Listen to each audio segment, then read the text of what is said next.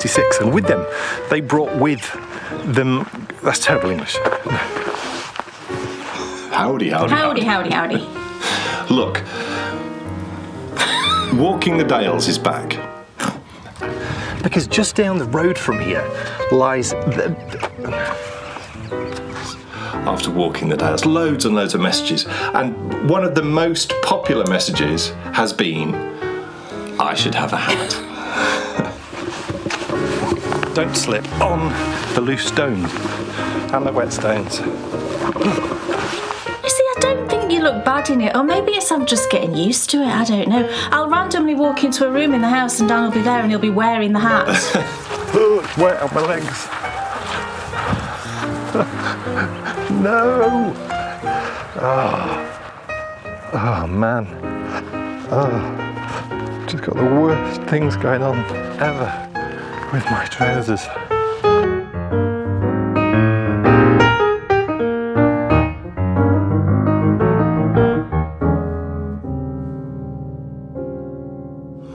Welcome, everybody, to the Bakery Bears video show. Oh my goodness.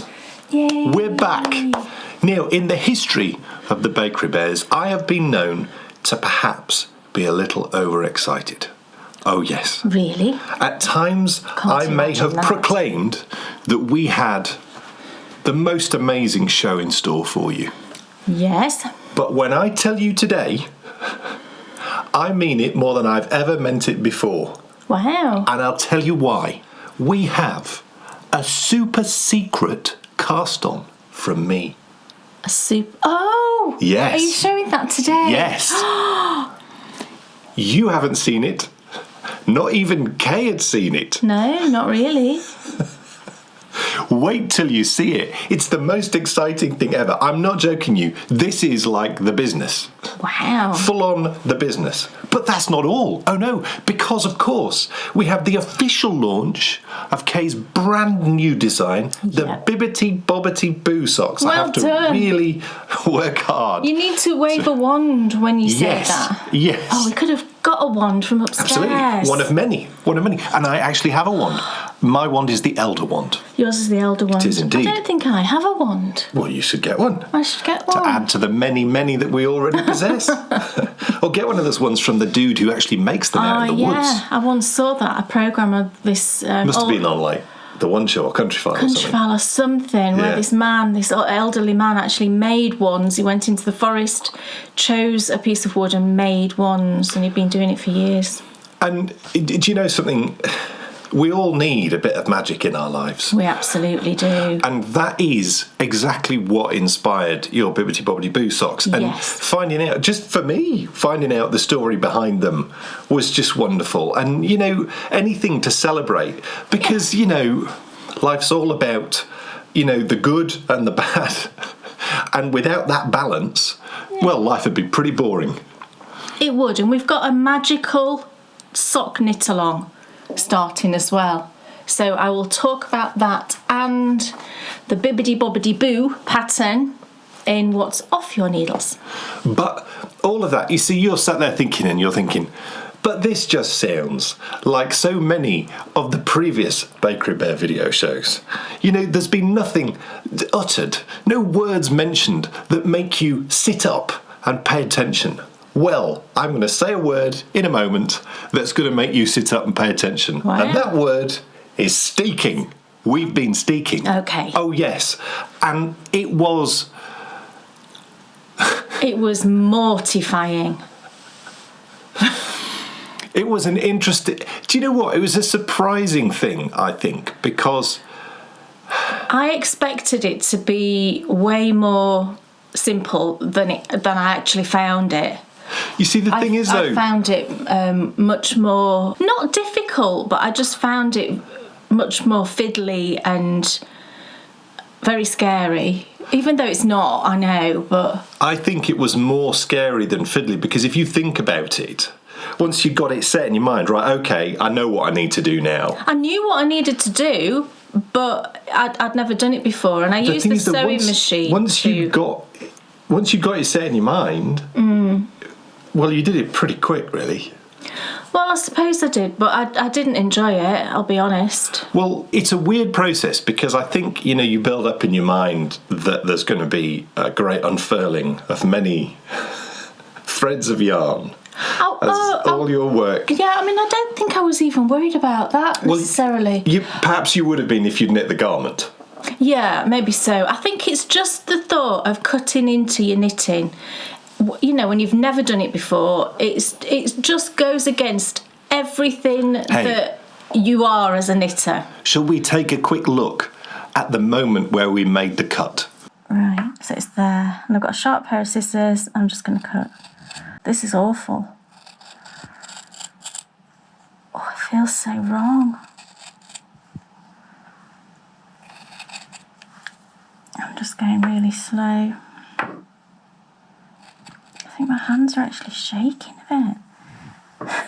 How cool is that? Oh, yes. Now, that footage will be shown as part of the next Return to the Centre of the Yoke, which is my monthly garment knitting show. Yeah. We shot an awful lot of footage that day, and we'll put it all out in the next Return to the Centre of the Yoke because it was quite the journey. It was. We'll talk about it a bit more when... Absolutely we will, because I'll be showing you the Claire quad with the steek all cut and with one button band knitted. Yep. Yes. And now Kay's very kindly picked up for me. Yeah, the other one. Yes, because, looking at the process, there's just no way. I was looking and I was thinking, maybe I should cut it. But I just was like, there's just no way. I think that if you have a lot of experience cutting fabric, doing precise cuts, then you're going to be fine. But if you don't, and I struggle to cut wrapping paper straight, he does. The chances of doing it, in the way which Kay could do it, and after all that work, I'm the first to not let you do something, aren't I? Yeah, I won't even let you knit a row on something I've knit. No, he doesn't. He doesn't. Because I know what I can do and I know what I can't do. And so I was totally cool. I have not disengaged with the project. There is another, and this is the moment. This is the cherry on the top. Because I can do something without saying a word that's going to put a smile on all your faces. Right. Can you guess? No. Are you ready? Here goes. Did I not tell you I'd put a smile on your face? Now look, there's a story behind Cowboy this. Dan is in the building. There's a story behind this. Woody. Howdy. Howdy. Look,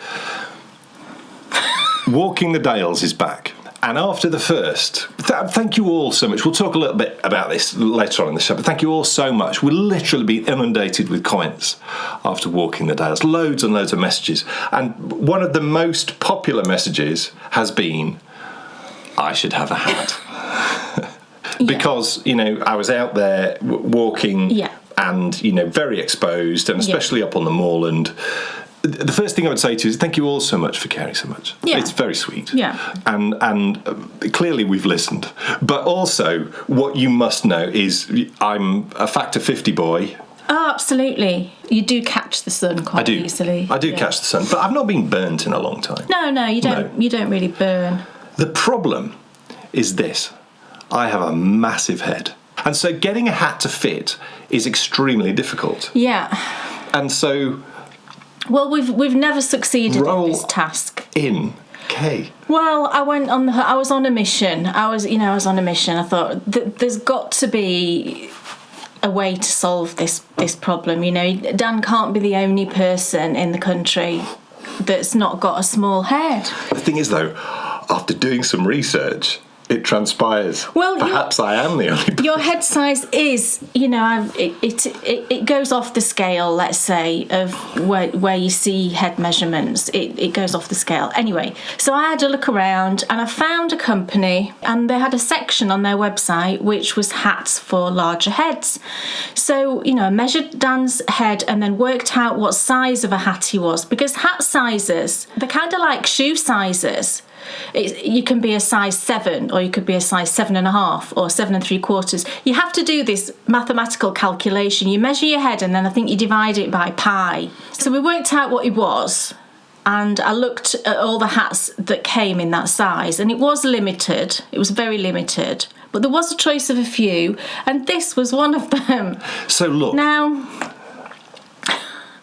I said to him, you know, this is not the sort of hat that you would ideally wear, I don't think. No.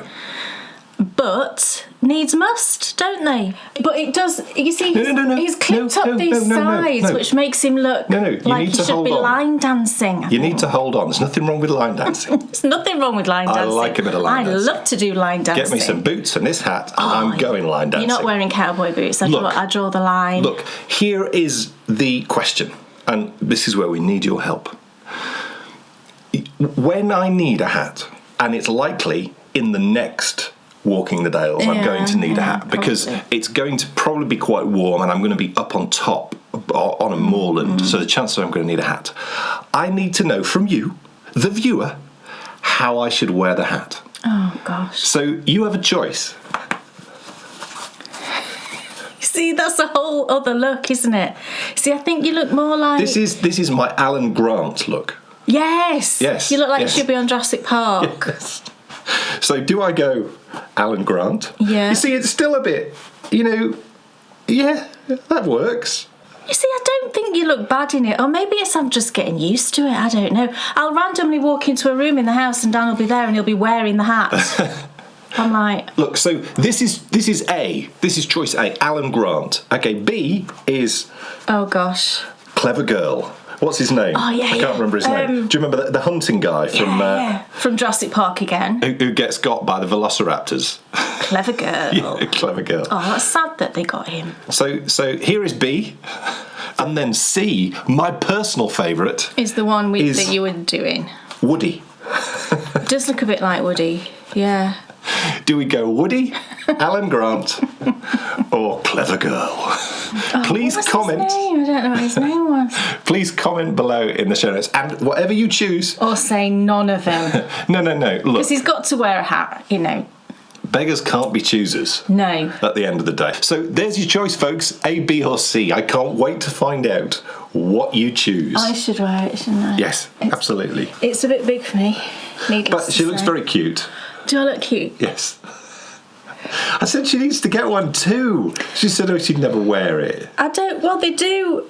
They do lots of kind of cowboy style hats, and there is one that's really nice. It's like a straw. It's very cool. With like cutout, like a lace sort of cutout here, and it's like a girl's cowboy hat, and it's very cool. But I just don't know that I'd wear it. But she looks great in hats, unlike me, who looks daft in hats. I don't know. I don't know if I've just got used to it. It was the funniest thing ever when he put it on. I thought me and Bryony thought we were going to die laughing. Look, that's enough waffle because we've got way too much to get to today. Because, of course, later on in the show, Kevin and I will be back once again walking the Dales. But right now, I'm absolutely desperate to find out, Kay Jones, what's on your needles? Oh, I've got 2 new things today. Amazing. The first thing on my needles today is a little Christmas sock. Yeah, I know. It's July. I'm allowed, aren't I? Christmas in July. So I put it in a little Christmas bag. I got this last Christmas. It doesn't look overtly Christmassy, though. Neither of it does. No, that's true. You're cool. That's true. This is from Alex Collins. She did these last Christmas. These are the best types of Christmas things because you know it's Christmas. But, you're not walking down the street with a Santa on your bag. No, I love this bag. It's got, can you see the little log cabins? And then it's got gold trees, gold highlighted trees. And she designs and she prints this fabric herself. I love it. It's a brilliant quality bag. It's beautifully made. It's really nice, substantial fabric. It's lovely. I love it. And I used it all last Christmas, and I thought I'd put this project in it as well. Because it's a Christmas yarn, but it doesn't look overtly Christmassy at all. And what I'm knitting is a pair of socks. However, I'm knitting an afterthought everything pair of socks. You're going to do a series on this, aren't you? Well, it won't be a series. I'll do a tutorial on how you actually sort of get it out of this state and into 2 socks. I've never done this before, but I just fancied having a go.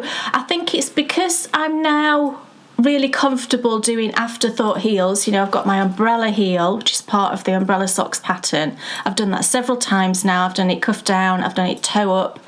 It fits brilliantly well for all of us. So I thought, well, the next thing for me to try really is to have a go at this afterthought everything business, where basically you just knit a great big long tube. Here's my tube.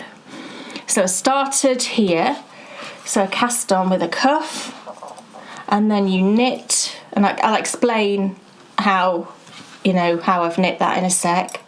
And then you knit another cuff on the other end, which I think I've got one more round to go. And then you bind off, and then you cut in for the 2 toes, add the toes on each sock, and then cut in for the heels on each sock. Absolutely perfect. And do you know what? I've absolutely loved knitting this. I just loved it, and it's gone surprisingly quickly. I thought this is going to drag because it's just round and round for quite a long time, as you can see, but it really hasn't dragged. I've loved it, and I was kind of sorry to get to the end. First of all, I'll tell you what the yarn is. It's from Nora George, and I bought this last Christmas, and it was called Dobby's Christmas Eve Socks 2019, and within it you got 2 50-gram skeins and 1 20-gram skein. When I thought about doing this afterthought thing, I just thought about this sock set. I thought, oh, this is going to work perfectly. So the main colour was this lovely speckled, and I've got 15 grams of this left, so I've knit 35 grams with the sock. So, and it's gorgeous. It's got a mixture of like a sort of sprucey green, there's some gold, there's some pink. It's really lovely.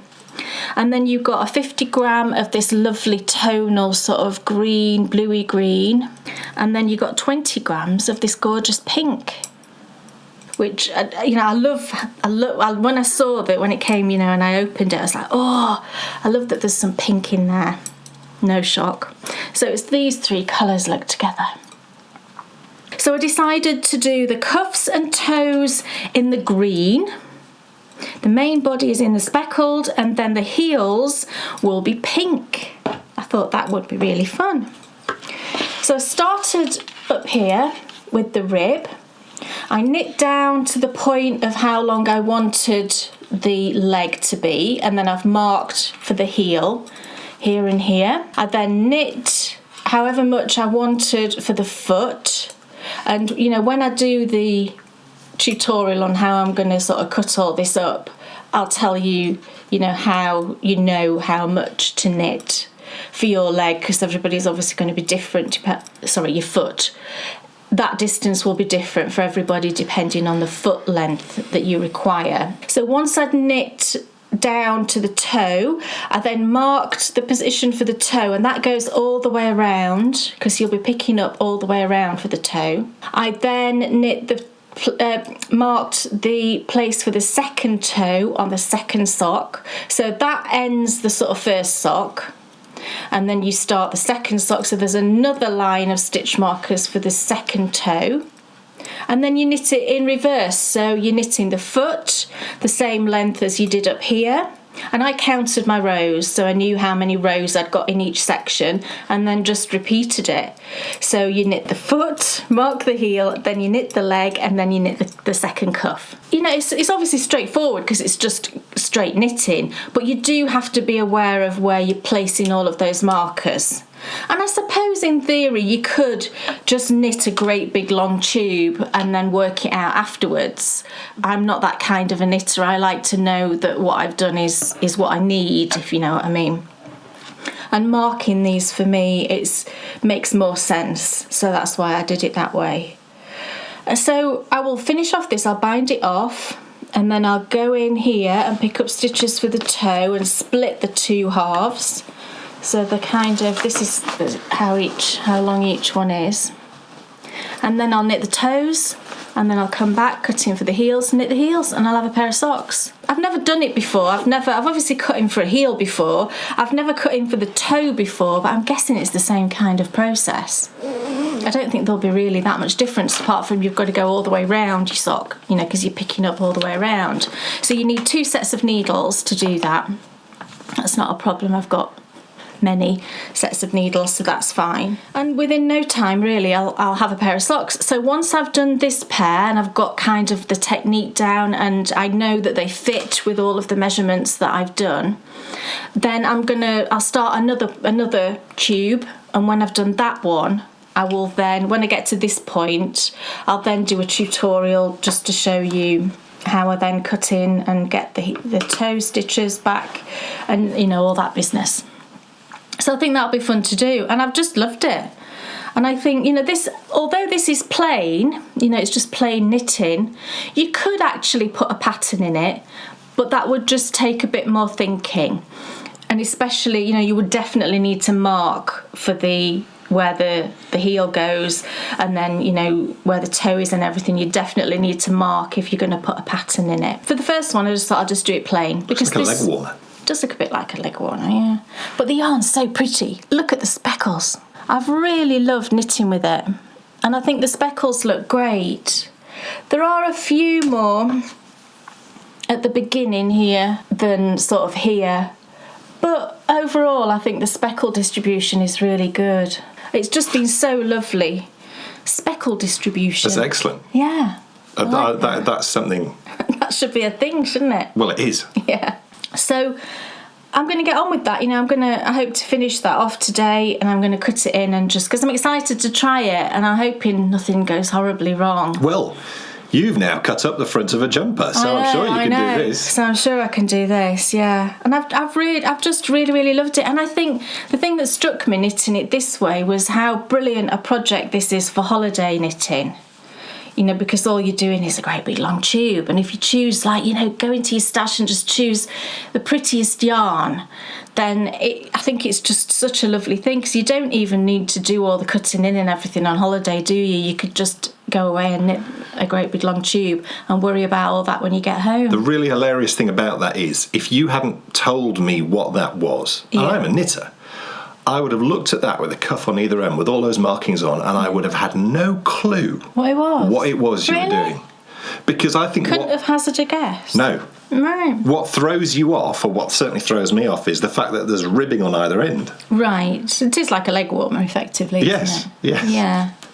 With tassels. With tassels. Bulb pin tassels. Oh, because I was using these bulb pins, I'd only got these copper ones. Can you see the coppery coloured ones? And I thought, well, this would actually be a bit clearer to show everybody when I'm showing you how to do it. It would be clearer if I had different colours, so a different colour to mark the toe and a different colour for the heel. So I ordered these from Amazon, and it's a little box, look, and they're just full of all different colours. It wasn't expensive. So I'm going to choose, you know, and in the next one I'll choose a colour that's going to be the heel markers and a colour that'll be the toe markers, and I think that'll just make it clearer to see. Plus it's fun to have these, isn't it? Aren't they lovely? And I use bulb markers all the time, so that was a great little purchase. I think it was like £6 or something. It wasn't expensive. So yeah, I'm really enjoyed this, and I will definitely, if I enjoy the process, and I think I will enjoy the process of doing, it's only the toe really that I need to be worried about, because the heel I've done several times now. So if I enjoy that process, this is a method I will definitely use quite a lot, I think, for knitting socks, because it's just so user friendly. You know, if you're not afraid of cutting in, which there's nothing to be afraid of, then I think it's just a great method. So I'll look forward to doing that tutorial. It'll be fun, I think. That'll be coming October, probably. Yeah, because I've got to knit another sock, and, you know, we have things already in the diary and what have you. More than in the diary, it's all scheduled and ready to go. We're very organised, aren't we? Yes. Yes. Dan Jones? Yes. What's on your beautiful, beautiful needle? Well, I'm going to tell you a story. Max Bygrave style. Max Bygraves. Now, I, as you haven't seen yet, have cast off and finished the Whispers in the Wall socks, which are without doubt my favourite socks that I've ever knitted. I thoroughly enjoyed the Nutkin socks. I've great. Thoroughly enjoyed the Nutkin socks. But the Whispers in the Wall socks, well, that's it for me. Yes. Or so I thought. Sock nirvana. Well, no. Or so you thought. Or so I thought. Look, it's so pretty. throughout my sock knitting career, It's so pretty. I have never really found a sock pattern that I enjoyed until the Nutkin and the Whispers in the Walls. And so, you know, when you finish a pattern and you've enjoyed that one and you know you've not enjoyed any that's come before, you've realised... I always knew the importance of working on small projects, and especially when it's warm, but also, you know, that dexterity that you need for smaller needles and thinner yarn and all of those things is vital for me. I don't want to lose those types of skills. And so the challenge was, what do I do next? And looking at all different patterns that were available, there just wasn't anything that sort of fit the bill. And so I was feeling a little bit sort of frustrated and thinking, oh, you know, well, I'll maybe do this, that or the other, you know, who knows. And then I turned up at my desk and this was here. Look at that. The sock fairy had created me a pattern. And this is so cool because the sock fairy hadn't even knitted the socks. She'd swatched to make sure the pattern worked, but not in sock form. So this was going to be a voyage of discovery, not just for me, but for her too. And when I say pattern, I mean pattern. No photos, obviously. This is a full pattern. Even written for DPNs, just the way I like to knit socks. And so, did you see what they're called? They are called the Sherwood socks because I remember to this day going to see Robin Hood, Prince of Thieves at the cinema with two friends, and then I remember buying the soundtrack and listening to it at home, and obviously Hadrian's Wall and Sycamore Gap and things that we've done, and you know, that's such a story. It's a favourite film, isn't it? It's a very, well, it's brilliant. It's brilliant. I could watch it every week, that film. I love it. It is. It's a wonderful film. And so the Sherwood socks could not be more appropriate for me. But what do they look like? Well, just think of this. I've only cast these on in the last 2 weeks. I have. And look how much I've knitted. Oh my goodness. Look at those. They are just the most gorgeous. And of course, I had to knit these socks in exactly the same yarn that I had knitted the Whispers in the Walls, because I'm of course trying to recreate that feeling, that magical feeling. And it is it's that. The Regia Merino yak. Which is just perfect. And actually, and I've bought if you're talking masses of it. Regia Merino, I went a bit mad. I've got a couple of other colours that I took out to show you. We've decided that... But the other ones are up here. It doesn't come much better than that. It really does not come much better than that. Was it the Whispers in the Walls that you knitted? Yes. Right, yes. So that was your first experience with that? Yeah. Well, for sock knitting, it doesn't come any better. Tell us about the design. So...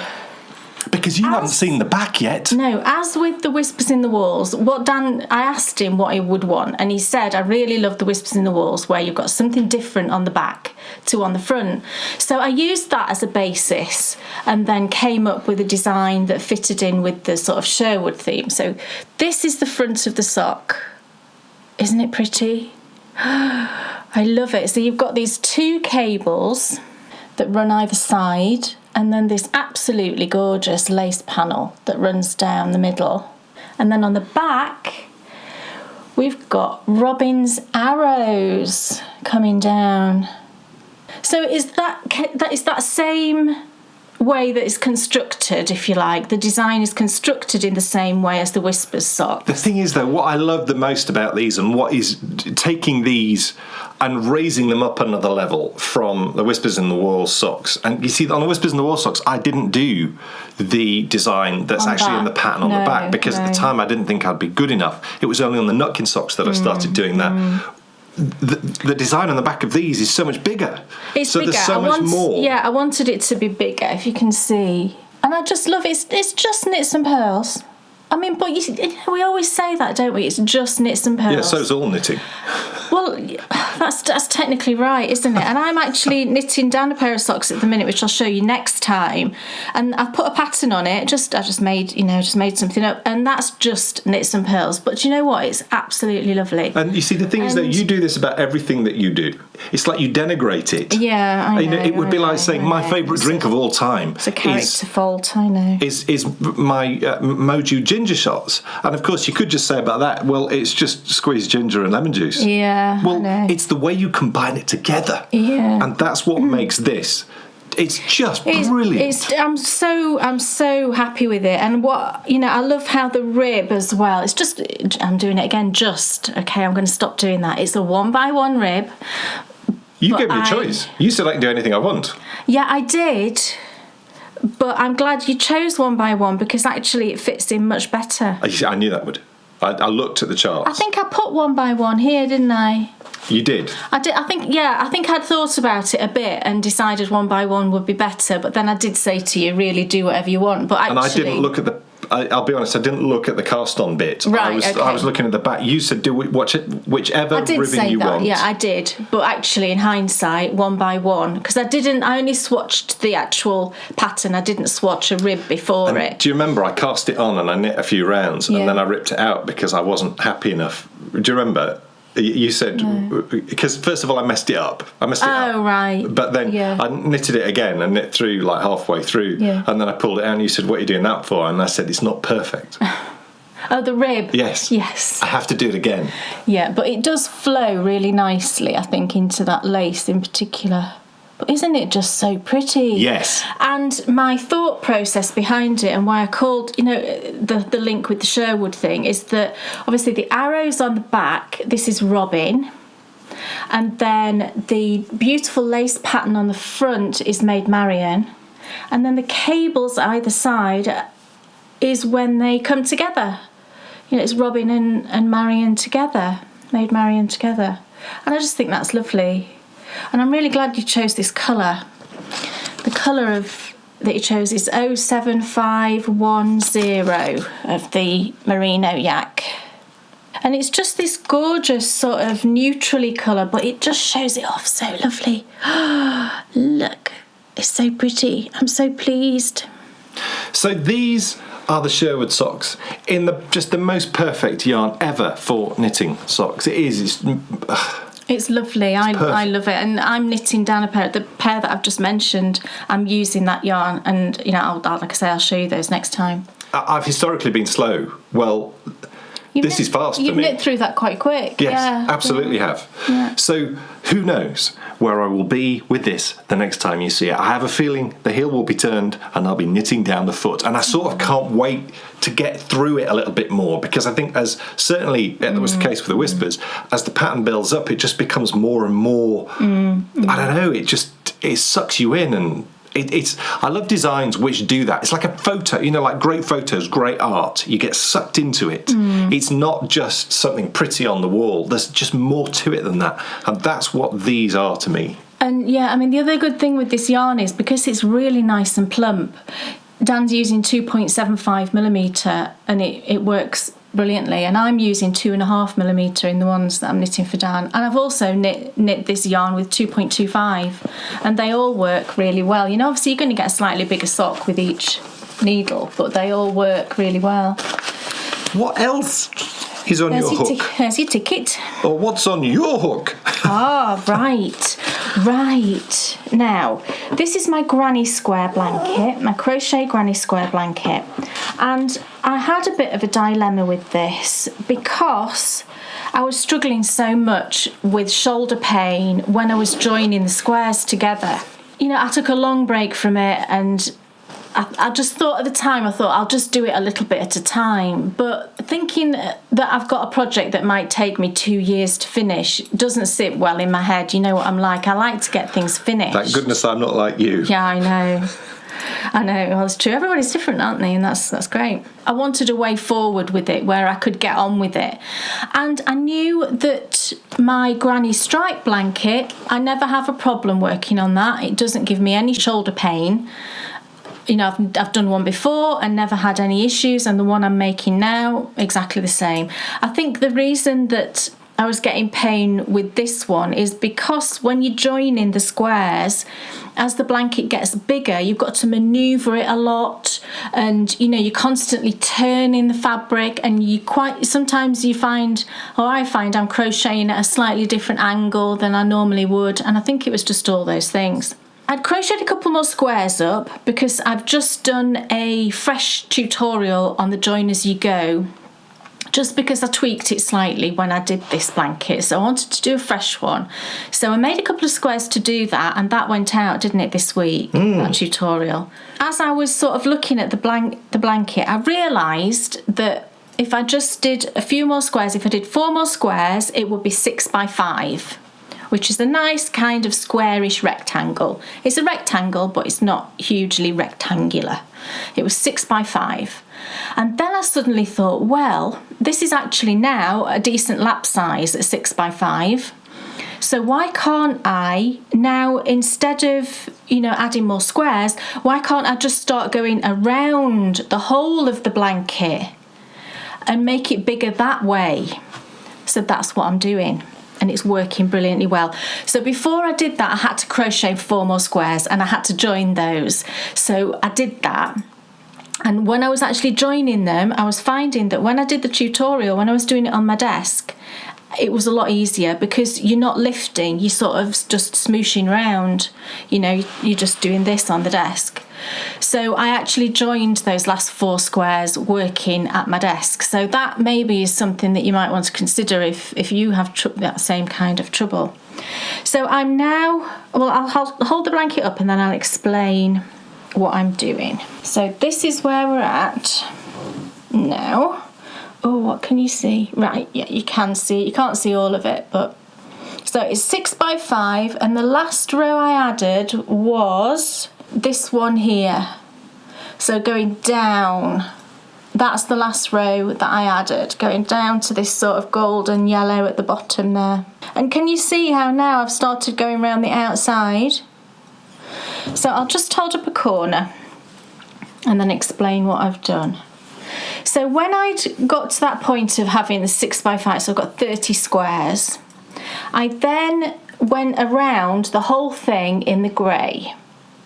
So you can see there's sort of 2 rows here. And the reason I wanted to start off by going around the whole thing in the grey is because at this joining point here, you have to do something slightly different, otherwise you get a ripple in it. There's too many stitches. You'll know, in crocheters out there, you will know what I mean. But if you don't do something slightly different over these corner pieces here, you can get too much fabric and it causes a ripple. So what I did was I did a treble and then I did a decreased treble. I don't know what they're called, but do you know where you do like a partial treble? You leave 2 loops on, and then you work the next treble and then sort of pull through all 3 loops. You'll know what I mean. I don't know what it's called. It might be a treble decrease. And then another treble in the other side. So effectively you've got like a treble, a decrease, and then a treble going over that corner. And that gives you a really nice flat finish. There's no ripple at all. So I wanted to do that in grey so that it wouldn't be obvious. You wouldn't notice it because it's the same colour as the border on all of the squares. And then I'm just going around with each mini. And I'm using, so I've done the pink, I've done a round of pink, a round of blue, and I'm now doing this sort of yellowy colour. And I'm just going to keep going until I either think it's big enough or I get to the point where a round uses almost all of a 20 gram, because at the minute I'm using about 12 grams to go all the way around. But I weighed my last 2 little leftovers of the pink and the blue, and there's about a gram difference, because obviously as it gets bigger you're going to use more and more yarn. So I'll get to a point where I haven't got very much left. So, however many rounds that is, I don't know. I'm just going to keep going basically until I think it's big enough.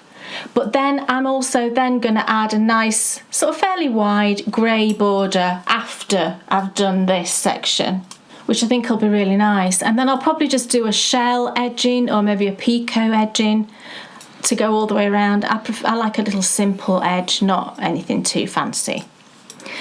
And the other thing I'm doing is I am still turning. I didn't know if this was necessary. It probably isn't necessary at this stage. But because I now do my granny squares by turning after each round, I thought I'm going to carry on doing that with the border, because I would hate for it now everything's beautifully square, I'd hate for it to go a little bit wonky. Probably wouldn't.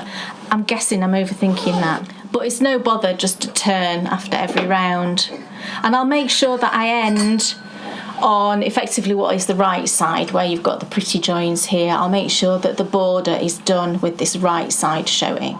And I'm finding I'm really enjoying it, and I think it's going to give a really pretty look to it, to have a nice border around here and then the grey is just going to give it a different look, and I think it'll be really nice. And I'm pleased that I can just now get on with it, because it was just sat, and I was finding that frustrating. So now I can have this as like my bedtime project and get a bit done every night, and that's really nice. So I'm using this kind of yellowy with grey in it at the moment. It's really pretty. So these are all Sherry Iris yarns, and my border yarn is Cascade Heritage in Luna Rock. And I've only got this much left of the first skein now. So I won't use more than 2 skeins, because all I've got left to do now with the grey is go round with that final border, and I'm sure that's not going to take, I'll make sure it doesn't take more than a full skein, because I wouldn't want to break into a 3rd skein now. I'll just make a full skein work. So I will have used 2 skeins of the Cascade Heritage, and so far I've used 30 mini skeins for the squares, although I don't use them all. It used about 12 grams of each, and about the same for the border. At the moment I'm using about 12 grams of each. That's funny, isn't it, how it works like that? But we'll see. So really loving it. Well, this is cool. It really is. I was just looking at it. It's the first time I've looked at it really properly since you cut it out and I knitted the first button band. My goodness. It's so much cooler now it's cut. Yes. It adds, I don't know, it makes more sense now to me as an item. Yeah. There was just too much of nothing through the middle. Yeah. And it just felt a bit plain and a bit rubbish. And actually now you've got that cut and you've got this different direction knitting. It looks really neat. It's cool. I mean, look. Yes. Yay. I can't believe it. And it's so cool. There's the other side, look, with all of the little Endy bits. And I'll just sew all this down. I'll tuck all those underneath and I'll sew it down. I'm not going to do the whole grosgrain ribbon thing. I can't be bothered, in all honesty. It's just, what's the point? It looks pretty. Yeah, but who's going to see the inside of your cardigan? When it flaps open, it looks pretty. And it's there, and it adds stability as well, doesn't it? Right. But I'm not going to do that. So one side is all done, and now the other side just needs doing. It's picked up. So I'm going to get on with that today. Oh yes, and I haven't sewn the pockets down yet. I think I should have done that before we picked up, actually, but I didn't. So this yarn has totally worked for steeking.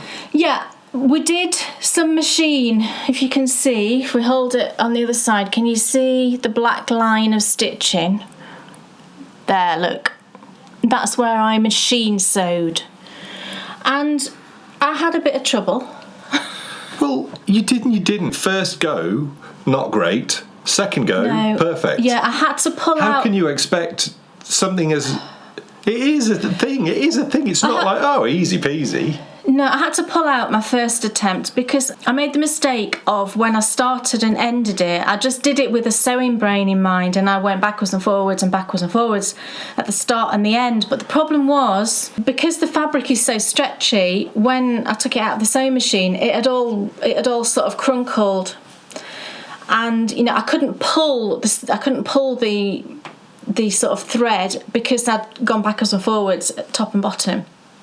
So I had to unpick it all, pull it out, and what I then did was I made sure that before I started I pulled off a great big long bit of thread, and then I just started at the top, didn't go backwards and forwards, I just ran straight down, and then when I finished I pulled off another big long piece of thread.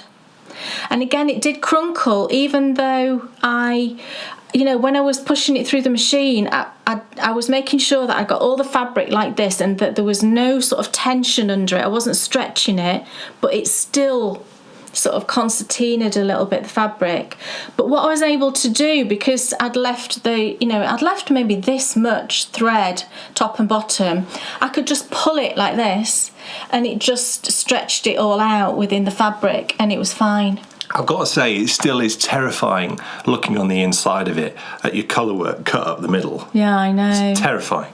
Next time you see this, it was horrible. Who knows? I didn't enjoy it at all. Really, it should be finished. Oh yeah, it should be finished. What else is on your lovely needles? Well, the last thing I've got today is another new something. It's actually two somethings, this. This is the third design in this year's Knitting University series. And it's semester. Yes. We don't really use that word here, do we? I think we should introduce it. We use term, don't we? Yeah. Well, it's really the year, because we're just putting out 3 courses this year. Yeah. Let me just get my ticket. I need the ticket. Right. So this is a hat, and it's a colourwork hat, and I wanted to do a colourwork hat because I just think it's a really easy and quick project. If you've never done colourwork before, it's a really easy introduction into it. The thing is that what you've been clever with this series is Kay's also gone into detail about yarn dominance and technique and which technique works, and it was a really cool thing to watch you do and for me to film, because you sort of went on a bit of a journey. I did. I mean, it was kind of a learning process for me as well, just trying different techniques. So I've got one complete hat and then one that's almost done, because I knit through this hat first of all, and then I've knit another one when I've been recording the actual series. So this is the one that's complete, and I called this the Little House hat because it looks like little windows in a little house. That's what I thought anyway. So it's just a very simple colourwork design, but it's the perfect thing for you. Like, if this was your first colourwork, it's the perfect thing because you don't have to catch any floats. There's no long floats on the back. It's very rhythmical, isn't it? And it's enough to give you a good stretch of practice. Also, it's the coolest type of colour work. As I've said many times on different hats and projects that I've knitted, the colour work for me that's the most exciting and the most rewarding is when the contrast comes in and really takes over as the dominant. Yeah. Which is what's happened here. It's like, the main colour has become the contrast. Yeah. And that's cool, that's fun. But it's a lovely hat, isn't it? Yes. It's come out. I'm so pleased with how it's come out. I think it's really nice. That was the first one that I knit, and I'll tell you about the yarn in a second. But I'm now knitting my way through the second one, and we've almost finished this series now, haven't we? We're on to the sort of last video. Yes, and the series will be running mainly in August. Yeah, and I realised after I'd knit this one that it looks like Doctor Who's TARDIS. Cool. So that's quite cool. So this one's got, it looks exactly like Doctor Who's TARDIS, don't you think? It makes me laugh. I think if I wear this, people will think I'm a Doctor Who fan. But that's quite cool, isn't it? It's amazing what a different look you get just by changing that contrast colour. And I think it looks like a sort of nighttime one, doesn't it? Yeah. And so I'm just on the decreases, so nearly finished this one as well. So the yarn that I've used, it's a DK weight yarn, and it was a sock set that I was given by a lovely friend, and it's from Hedgerow Yarns. And you get the 100 gram skein, which was the speckled, and then you get a 20 gram mini, which was the coral colour in this one. But I used nearly all of it for this. So I just bought a different colour, and I'll tell you that yarn in a sec for the second one. And this was just a one-of-a-kind colourway. But the last time I looked, Jane did have some of these in her shop. But there is an alternative, and I'll talk about this when I'm doing the series. But because it's DK, you could actually just double a fingering weight. And I think that then opens up a whole world of options in terms of, yarn that's in your stash. If you were to use a speckled fingering weight and then a solid fingering weight and just doubled them, that would work perfectly well. Check your gauge, obviously, but I've never had an issue with doubling fingering weight to get a DK weight. So it's just been really nice, and I did like a little bit of a fancy rib, which was pretty, and then just into the colourwork. And then this one, the blue, this was actually a 50-gram skein, and this is from Coop Knits. I looked around, and I think the base that she uses for her DK is the same base as this one. I'm certain it is. And I've dyed on this base as well, so I'm pretty sure it's exactly the same base. And this colour was Astra Planety? I don't know how you'd say that. And then I added a mohair pom-pom.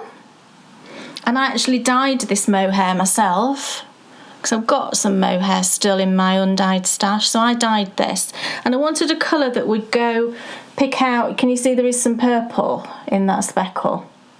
And it will also look really nice, I think, with the blue. And I'll show you within the series how I made that as well, the pom-pom. So yeah, that's the little house hat. Lovely. And that'll be starting soon. Yes. And I think you'll really enjoy it. Super quick. You could knit up a hat really in no time, so you can work your way through the series and then just knit up a few for Christmas. I think that'd be brilliant. Yeah. All done. All done. Ladies and gentlemen, 5 years ago, we took the unbelievably scary decision to make this our job. And in the last 5 years, the first 5 years of Bakery Bears productions, we've strived every year to bring you something new. It might be the Pudding Club, or New Adventures, or the radio show, or looking back into the mists of time, Knit or Forfeit. Yeah. This year, for the first time ever, we've brought you 2 brand new shows, My Favourite Colourways and Walking the Dales. And actually, we're going to be talking a little bit about My Favourite Colourways later on in the show, so don't miss that. But right now, it's time for you to join me and Kevin as we head back out into the wilderness for episode 2 of Walking the Dales.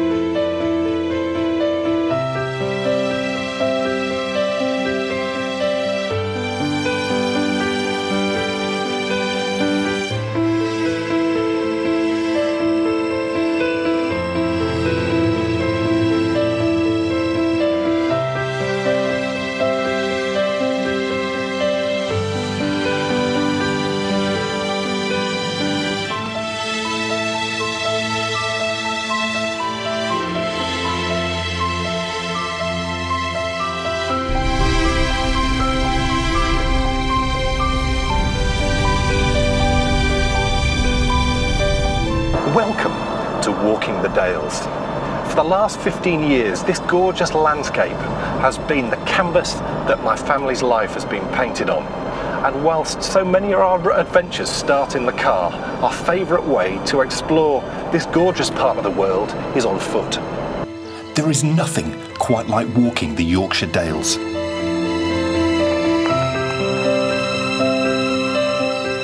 From its rolling hills to its beautiful forests and picturesque villages. In this series, you're going to join us on 7 wonderful walks. Some we know well, but others are brand new to us. Along the way, we'll take in some breathtaking views, and using my famous map reading skills, we might just learn a thing or two. But where are we going today?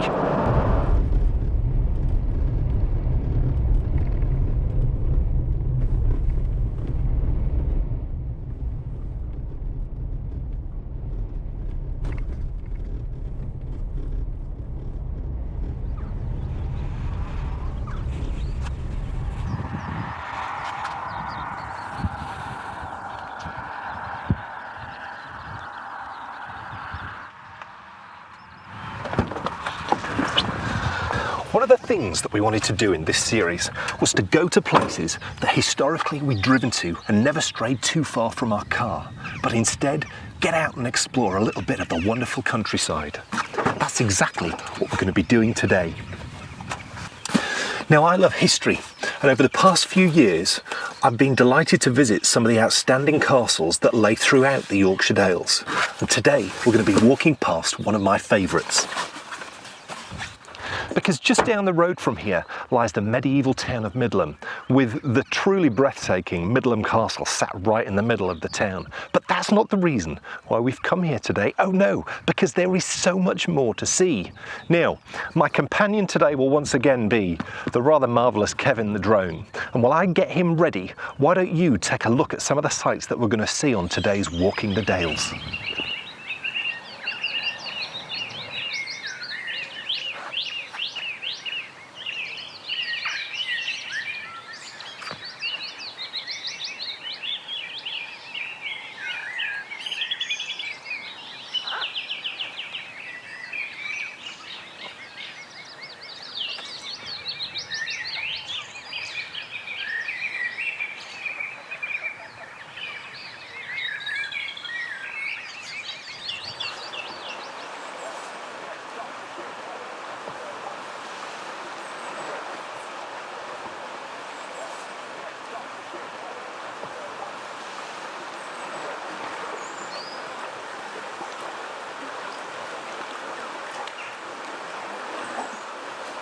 It's gorgeous, isn't it?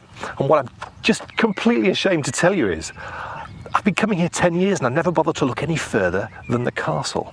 So I'm super excited to get out on the trails today. Now, it's a very different walk to last time. In episode 1, we were walking through a Neolithic landscape, very much on the fringes of the Yorkshire Dales National Park. Actually, we were 0.56 of a mile just outside the start of the official line where the Yorkshire Dales begins. Today, we are slap bang in the middle of it. Some might say that this is the heart of the Yorkshire Dales.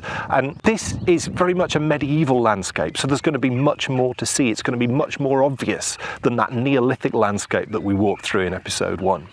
Now, our destination today is Coverham Abbey, which I've just heard the most amazing things about. It's a mysterious place because it's privately owned, so there's not a massive amount to see, but what I'm told is it's just got the most wonderful vibe, and also there's a gorgeous church there that we'll go and take a little look around. But before we get there, we've got a lot of walking to do. So, shall we get going? Shall we begin our next Walking the Dales? Let's do it.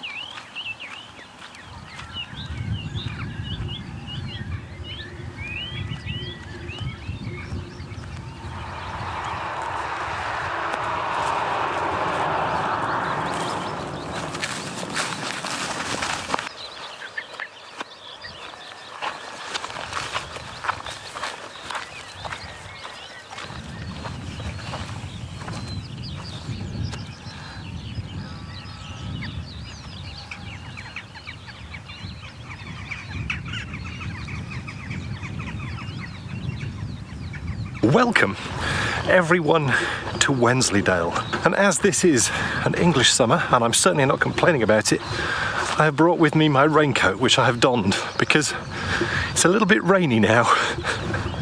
This though, folks, is Wensleydale, and it's probably the most famous of all the Yorkshire Dales, I think, and that's largely because of the wonderful cheese it's been made famous for.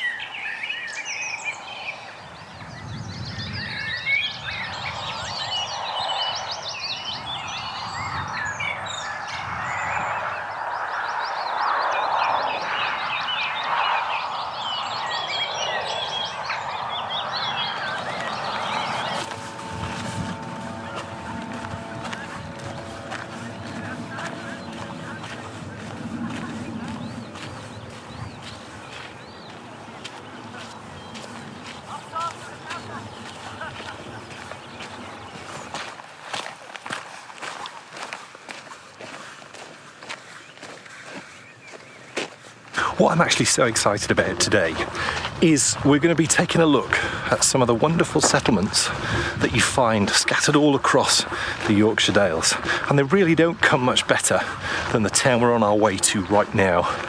The wonderful town of Middleham, and it's just tremendous castle, once royal castle. Now, it was built originally by the Normans, and as I mentioned earlier, this part of the world is really famous for cheese, and it was thanks to the arrival of those Normans that the cheese actually got here and started to be made here.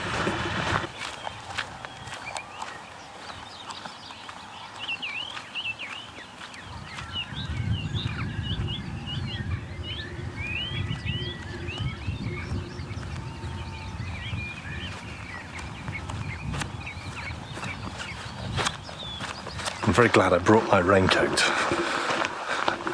I think it's going to be coming and going today. We're going to have to be careful with Kevin because he doesn't really like the rain very much, but I think I find it very atmospheric in the Yorkshire Dales and anywhere where you get fells, that you get quite quick changes of weather. So cloud will roll in and it'll be awful. And just a moment ago, I thought the sun was going to come out and it's going to be time to take the coat off, but alas, no. I don't mind though. It's Yorkshire and I love it. This is home.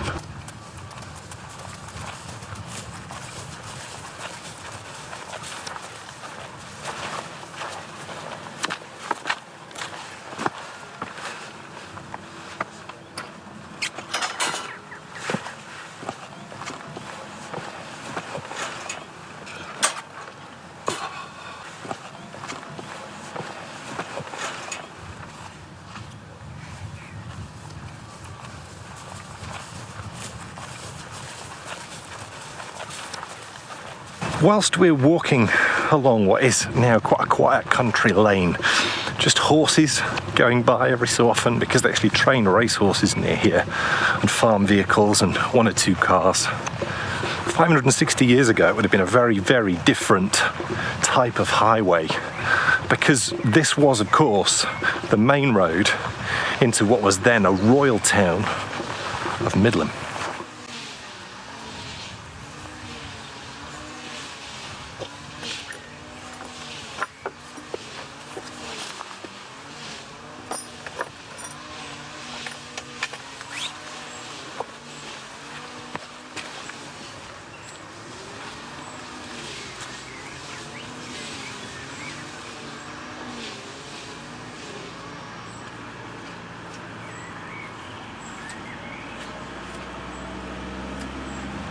Whilst I love the wild walks, I've got to say, this is just marvellous. It feels strangely completely normal, which at the moment is just a wonderful feeling. With cars bustling around, there's horses everywhere. I didn't realise quite how many racehorses clearly must be being trained here. And there's just gorgeous flowers out everywhere.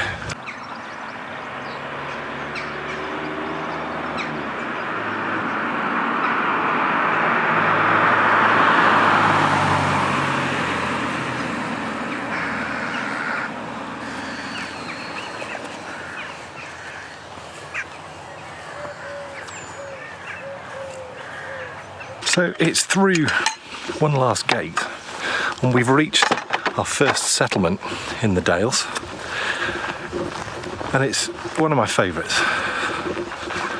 Let's take a look around.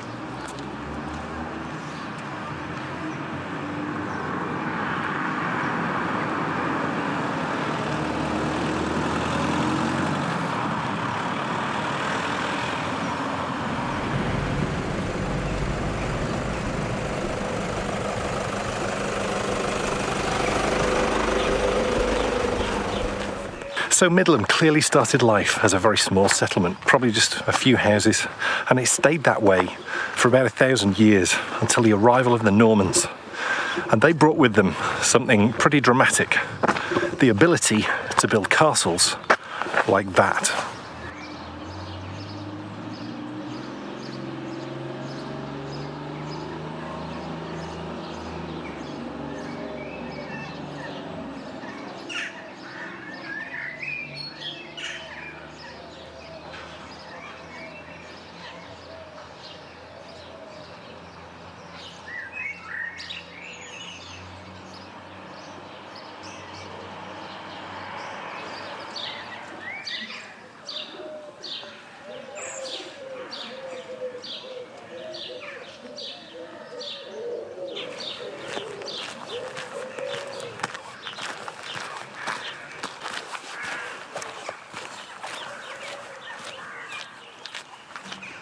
This is actually the start of a trail that takes you through 6 Yorkshire Dales, starting here in Wensleydale and then running right the way through to Wharfdale.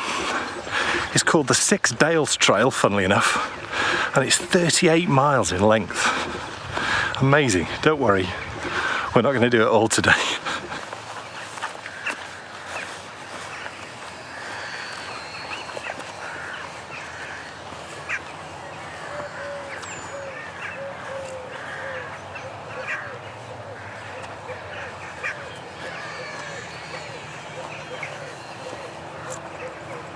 Now this really is a walk packed with tangible history, because in AD 69 the famous 9th Roman Legion arrived here and they built a watchtower on top of this hill. Now I've been up here once before, but I've got a feeling Kevin the drone might be able to give us a view of this amazing landmark unlike any I've ever seen before.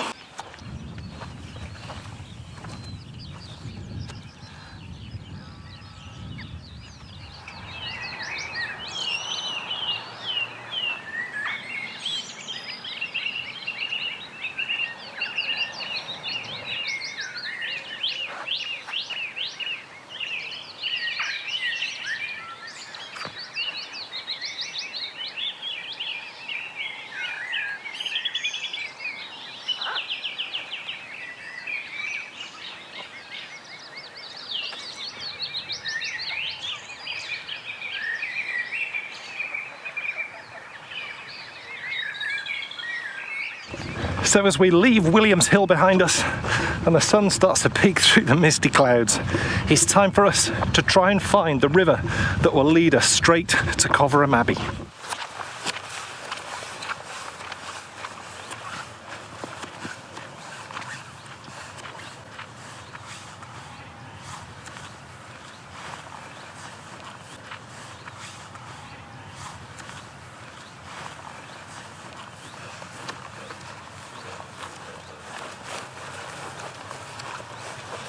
Right, it's time for you to have a little break and for me to use my famous map reading skills and find the river cover. And when we come back, we'll be exploring that river and see if we can find a lovely little place called Hullo Bridge. No idea what that is. And then we'll be on to Coverham Abbey. So thank you so much for watching part 1 and I'll see you later on for more Walking the Dales.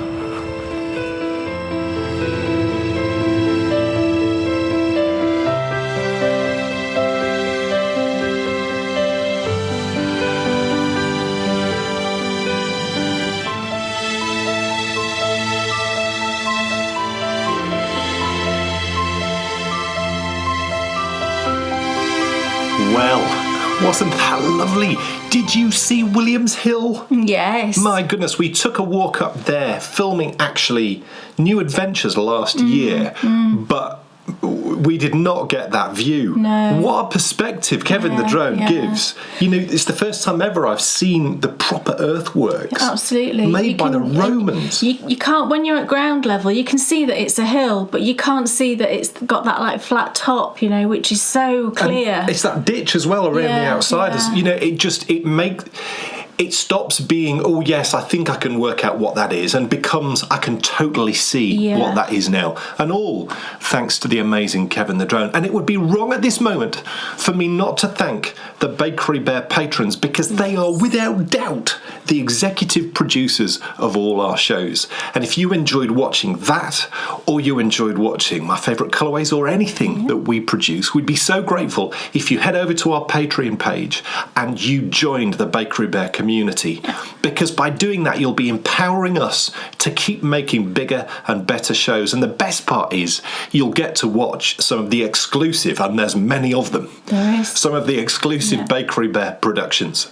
But enough of this, because I want to find out, Kay Jones, what's off your needles? Well, the first thing is not off now. It was off last time and you saw it, but the pattern... It's the official launch. Yes, the pattern has now been released, and as we said earlier, it's my Bibbidi Bobbidi Boo socks. So it's these gorgeous socks. I'm saying that fast 3 times. I probably could. I can't say it fast one time. I'm not going to try. Do you know what? I've had to type that many times in the last few days. Just I know. sorting out the website and all that. And I have to look every time. Yeah, and I actually, when I wanted to call these socks Bibbidi Bobbidi Boo, because it's just so iconic for the film, isn't it? Cinderella. And also, it's the perfect... It is magic. Yeah, and I actually looked up what the correct spelling was. And, you know, it's got... I'm sure it had a Wikipedia page, I think, I got it from, to make sure that I got the spelling of it right. Because I didn't know if it was... T's or P's? Bippity. No, like a P or a B. Yeah. But it is, according to Wikipedia, it's Bibbidi Bobbidi. And when you look at the song lyrics as well, it's spelled that way. So this sock pattern is now out, and you can actually purchase this pattern on either Lovecrafts or Ravelry. All of my patterns are on Lovecrafts as well as Ravelry, so it's entirely up to you, you know, which site you want to use. And remember, the easiest place to find all Kay's patterns and to get signposted to the different places you can buy them from is the Bakery Bears website, and the link to the pattern page is below, and also in the show notes below. Yeah. To sort of celebrate the launch of these socks, and just to do something fun, and you know, I wanted to do something magical and just something lovely, we decided to start a new sock knit along. Woohoo! Now this started on the day that I launched these, which was the 1st of July. However, it's running until the end of August, so you can jump in now, and there's still absolutely plenty of time. So the sort of idea for this knit along is that I wanted it to be a sock knit along, because we haven't done a sock knit along in a while, and you know, it's a great time of year to be knitting socks because it's warm, isn't it? Warm weather, and it's a lovely little project to have on your needles, regardless of how hot it is. I think generally we all like to knit socks, don't we? So it's a sock knit along, and the theme is, it's called the Magically Enchanted Sock Knit Along. And the idea is that you can knit a pair of socks. You can actually knit whatever pattern you want, but either the pattern or the yarn has got to be inspired by something magical or something with a fairy tale theme. So that could be anything from Harry Potter to Twilight, to any of the sort of Disney fairy tale princesses. It could be books, it could be fairy tale stories in the forms of books, it could be a magical book that you've read, you know, anything really, however you want to interpret it. And that could be either the pattern, or it could be the yarn, or it could be both, you know, however you want to sort of form that in your mind. And you have until the end of August, I think I said that, until the end of August to finish your socks. And we've got some fantastic prizes. The one thing I wanted to say actually is you don't have to knit my sock designs at all. You can knit whatever you want. But if you want to knit one of my sock designs, and I've actually listed all of the qualifying designs over on the Ravelry group, then you will qualify for 2 entries into the finished objects thread. So just post, you know, the same photo if you want twice, or 2 different photos of the same object. But you can have 2 entries if you actually knit one of my designs that, you know, that actually qualify under the magical or fairy tale theme. And I've actually got quite a lot, because there's quite a lot of Harry Potter designs. There's the Bibbidi Bobbidi Boo, there's the fairy wings, and we've got some fantastic prizes. I'm really excited about the prizes for this. So you do have to finish your socks. I think for this, because we've got 2 months, I think that's a lovely amount of time to finish a pair of socks. I think most of us really can finish a pair of socks within 2 months. If you remember, over the past sort of couple of months, I've been dyeing some yarn, and I've been saying to you, I'm saving these because I want to use them for prizes for a knit along. Well, this is the knit along. So I've actually got 5 different sets. So there's 5 prizes, which I think is lovely, isn't it? So I've got 2 sets of the Cinderella yarn that I used. One of them is sparkly and one of them is non-sparkly. So there's Cinderella's ball gown and glass slipper. So there's 2 of those. I've then got 2 sets of the Pick Your Own Strawberries. So I used these to knit a second pair of short and sweet socks. So there's 2 sets of these, and this is a 50 gram and a 20 gram, so plenty for shorties. And then I've got 1 skein of My Fairy Wings. So 5 lovely prizes.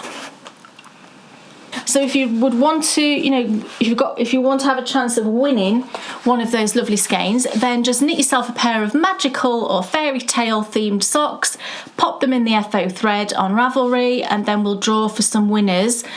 It'll be like the beginning of September for the prizes. Super exciting. Cool. That's great. My goodness. Oh, you found a rare some blockers. Opportunity to win some hand-dyed yarn by Kay. Yes. Oh, yes. Dan Jones. Yes. What's off your needles? What a slick transition we And did he's there. found himself another pair of blockers. I did always normally use these. Oh, I've just right. been forgetting. It's my bunny blockers from Jules. Don't they look perfect? Yes. Don't they look perfect? They do look perfect. Yeah. Do you like the way I've displayed these? Oh, guess what he did? No. Look. Do you not think these look perfect? Do you remember? I used to remember my gran always used to do the spot the ball competition. Oh, yeah. Do you remember that? My dad Who did remembers that? Spot the ball. People in other countries, do you know what we're talking about? It was superb. It was a picture of people playing football, Yeah. but to be fair, you could do it in any sport which requires a lot of people on a playing area looking at a ball. Yeah. So the picture would be football, they would all be on the pitch, and the ball would have been removed from the picture. Yeah. And you had to put a cross where you thought the ball was. My dad used to let me do that. And then you entered, and if you won a few £1,000s. Yeah. Yes. We Did never you ever win? No. Neither did my gran. No, never won. So here we have a spot the mistake competition. Well, you won't because of the way that you've displayed them very I cleverly. think I'm very clever. Yes. very So clever. that's it. So Kate Jones, what else is You didn't have to say anything, actually. Nobody would have known. Shall I tell you what I'm going to do? I'm going to swap these around and now see if you can spot the difference. Because when you flick them around, it becomes obvious, Kay. Well, yeah, you've not quite held them right, have you? You need to line them up like that. There you go. Now, It doesn't look that bad there. Now it's obvious. Can you see what he's done? That actually doesn't look that bad. I thought not it was that bad, worse. no. I thought it was a whole rib longer. No, he's knit an extra repeat on one of the socks, so one's longer than the other. Now, I have actually done that before, haven't I? Yes. Yes, I can't remember which socks it was. I think you like to sort of put a mistake in each pair of socks that you do. I'm trying to catch you out. Yeah. Yeah, no.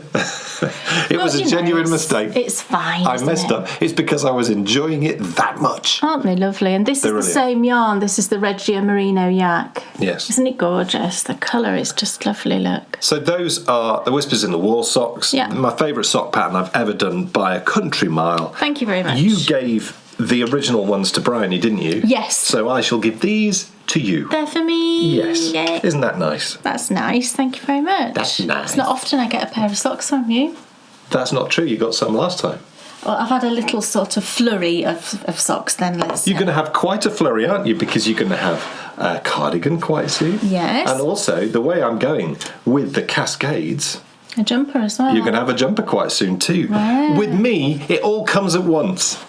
You have nothing Yeah. for a year, Yeah. and then it's a deluge. Like a bus. A deluge of knitted garments and socks and all sorts.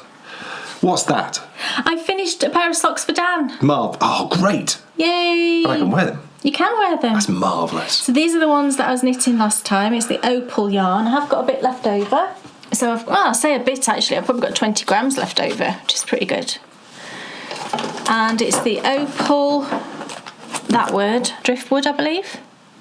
That's not a very hard thing to say. And I don't know why you're laughing. Well, look. Oh, I'm with you not now. even trying that. Right. It's 8737 is the colour. And I knit a shorty pair of socks, so that's why I've only used about 80 grams, I think, altogether. So it's just got a really short leg. And then I've done an umbrella afterthought heel. So that was the last thing I did.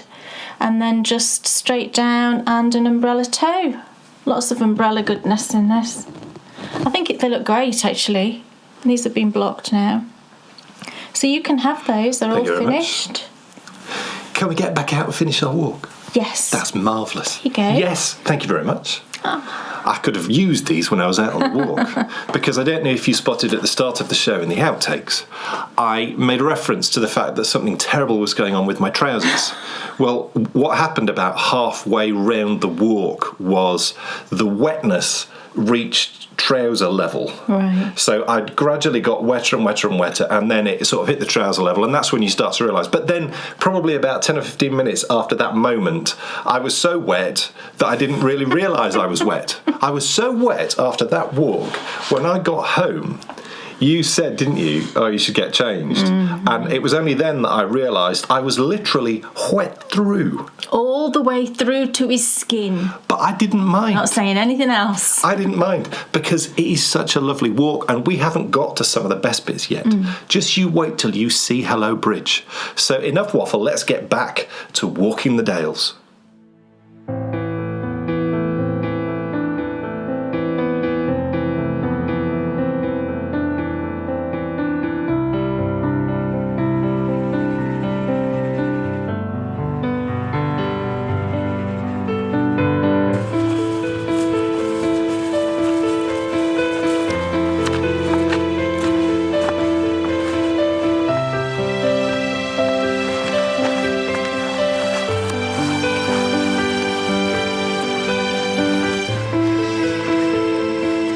Welcome back, everyone.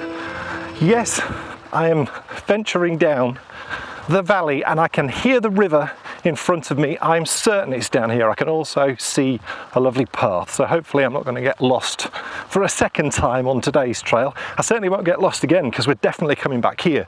This is just stupendous.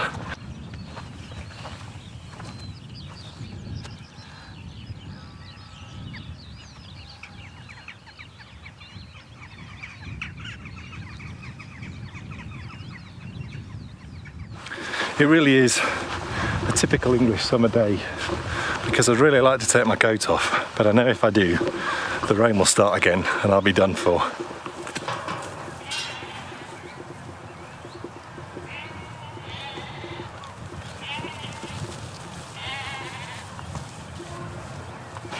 These are the days that remind me of my childhood and also wet. Stinging nettles have a very particular smell. My goodness, there's a field full of thistles right here.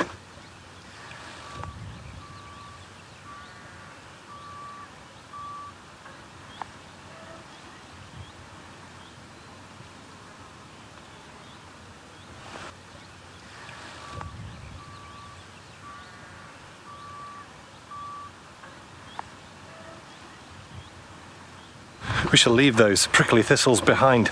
Now, we're in search of the River Cover, and the River Cover is what gives Coverham Abbey its name. And if we pick up that river, which I'm hoping, I think I can see it, is at the bottom of this hill, we can follow it right the way down, and we'll find the lovely Abbey.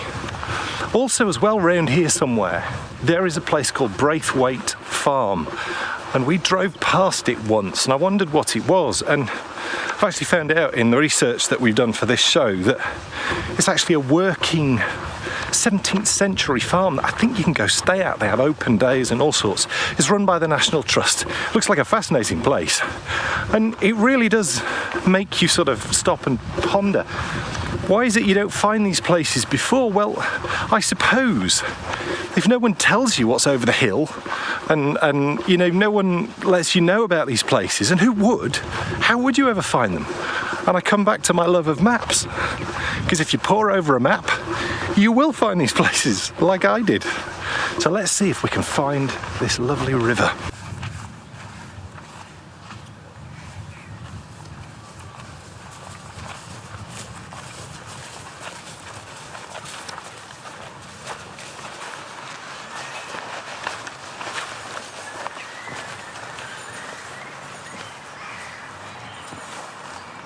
Maybe you can see behind me, there's some sheep and they're trying to shelter in what looks like an old shepherd's hut that has no roof.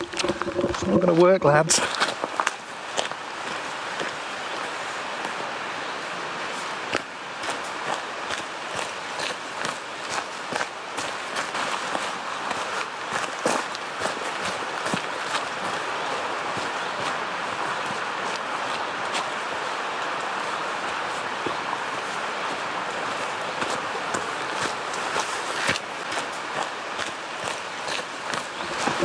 Come out of the trees and the rain stops, which is very nice. Here's the river cover looking absolutely gorgeous. And a lovely butterfly.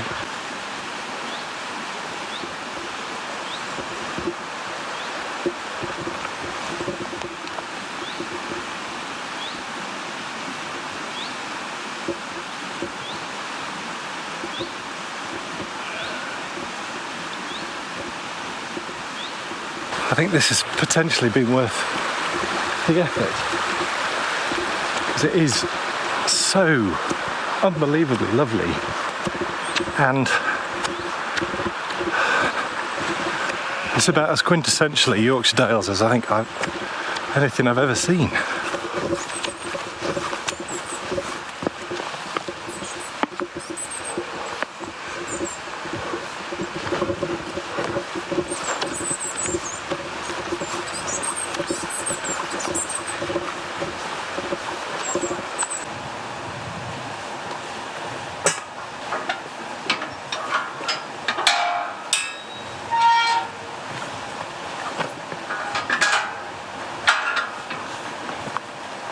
We have totally made it to Hullo Bridge.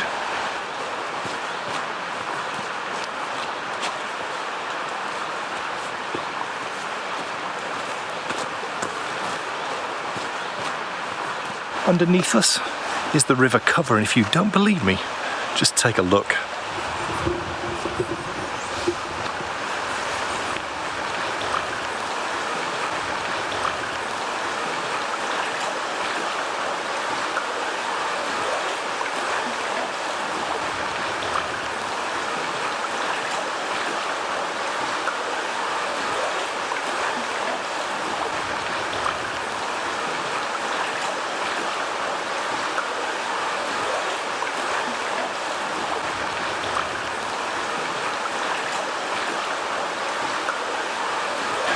Wow, it's so pretty.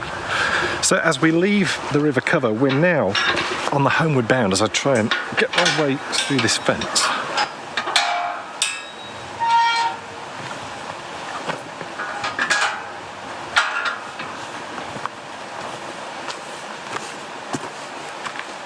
My goodness, it's so pretty around here. It's so different. This is definitely quaint, whereas what we saw last time was really quite imposing, wasn't it? Although there has been imposing moments on the trail today. Middleham Castle, for example. I mean, it's just unbelievable, isn't it?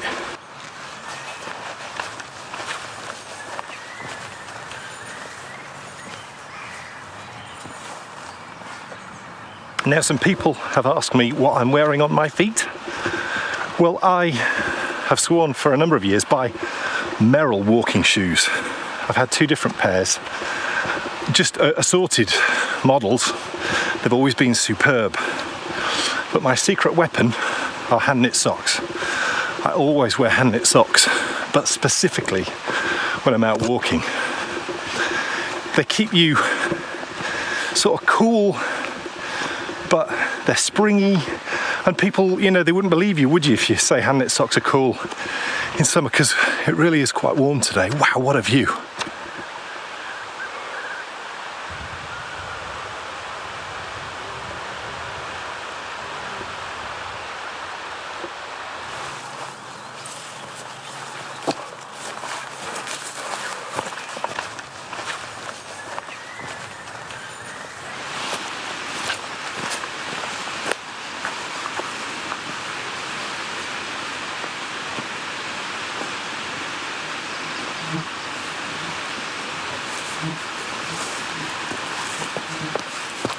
I'll be honest, it's astounding I haven't slipped yet.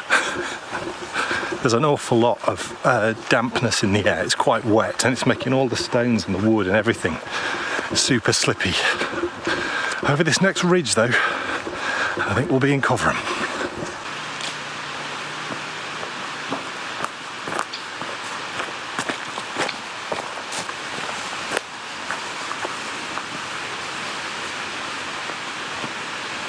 This is unbelievable. It's like an enchanted forest. You can just sense that things used to be going on here. And we're coming up on some buildings now, which, to me,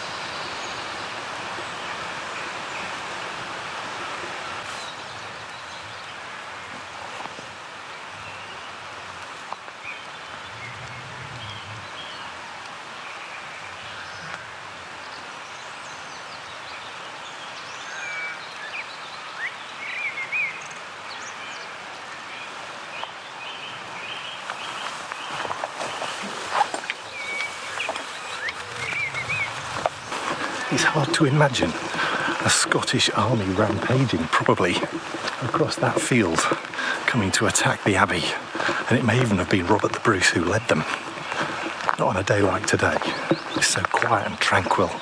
Granted, it might be raining a bit. Scottish weather, definitely.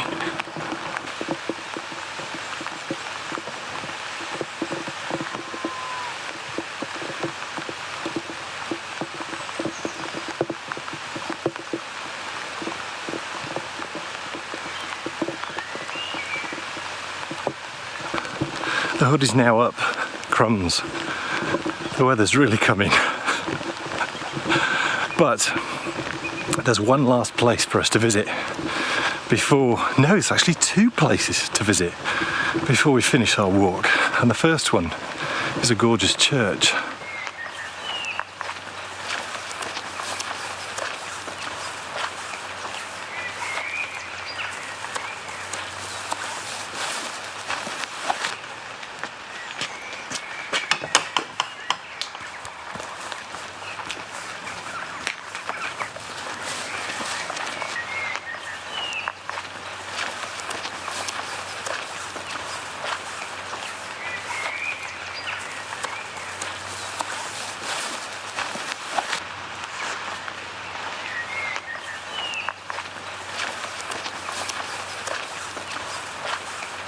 Wow, this place is absolutely stunning and it's so silent.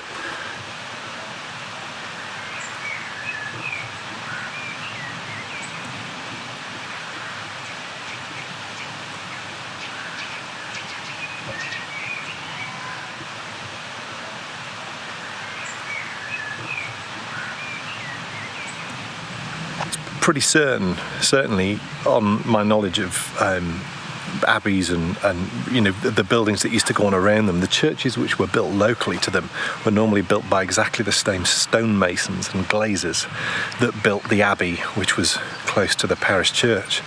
So the guys who built this will have built Coverham Abbey.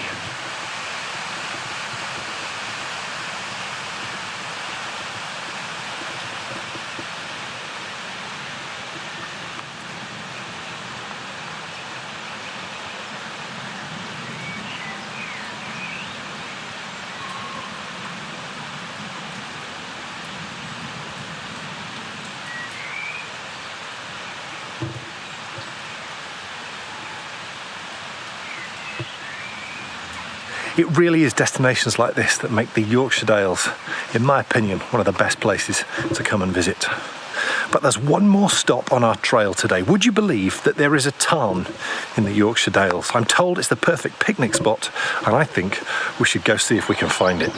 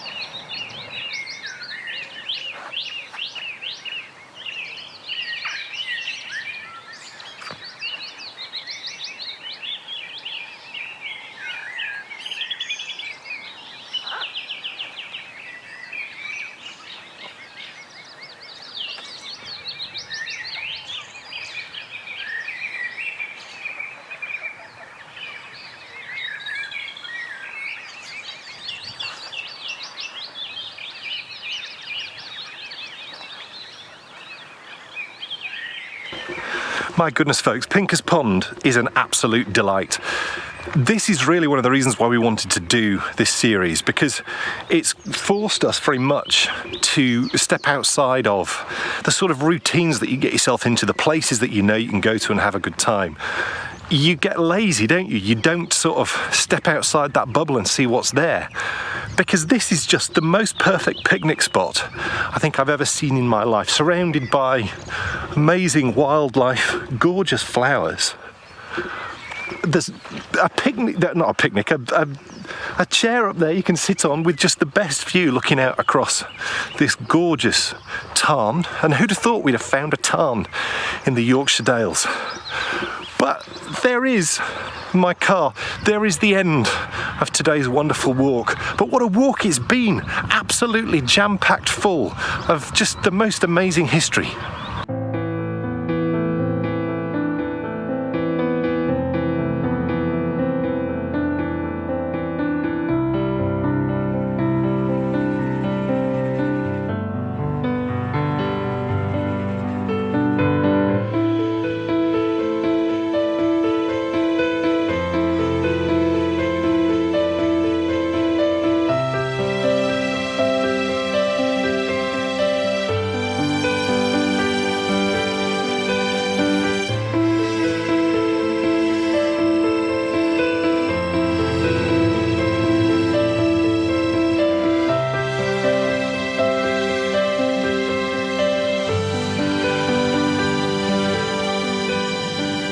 What an adventure we've had, and what the most wonderful place to finish off at.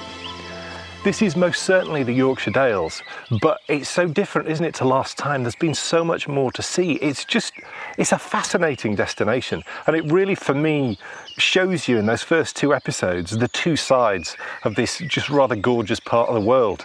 Episode 1, really wild. Today, different. Wild, but in a more humanised way, if you like. Lots of evidence of things going on, and beautiful churches and gorgeous bridges and rivers. Folks, if you've missed the really wild elements of the Dales, don't fret, because next time we're going to try and marry the 2 walks that we've been on in episode 1 and episode 2 together into one walk. We're going to try and take the wild with also some of the most gorgeous villages I'm told there's anywhere in the country. So thank you so much for watching this time, and I'll see you next time for more Walking the Dales.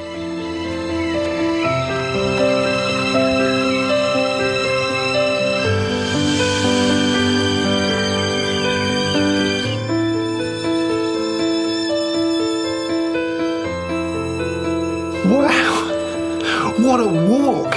Oh my goodness, it really does show you the contrast that is, and we're just scratching the surface at the moment.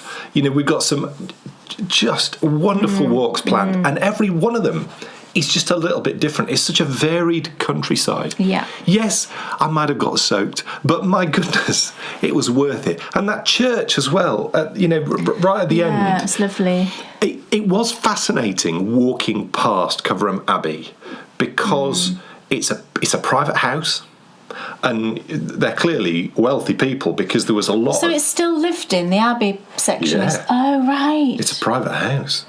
Oh, when you said that, I thought you meant it was like Jervo. No. Oh, right. Okay, so they still actually live in the Abbey. That's They do. amazing. So there's parts of it which are It ruined. looked like a farm, didn't it, from the sort of the outside?